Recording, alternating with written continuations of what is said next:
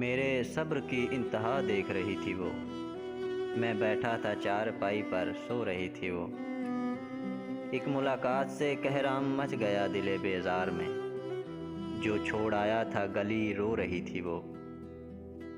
میں ہو رہا تھا سیاہ اندھیرے جیسا، میں ہو رہا تھا سیاہ اندھیرے جیسا، تازہ نکھرتی صبح ہو رہی تھی وہ۔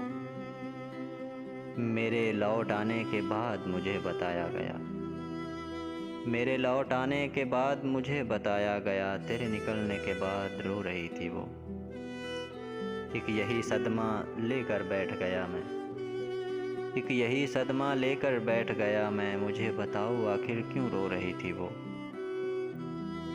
پھر اس کے در پر جا کے خاموش تھا آصف، پھر اس کے در پر جا کے خاموش تھا آصف، کیسے جگاتا میں اس کو، سو رہی تھی وہ۔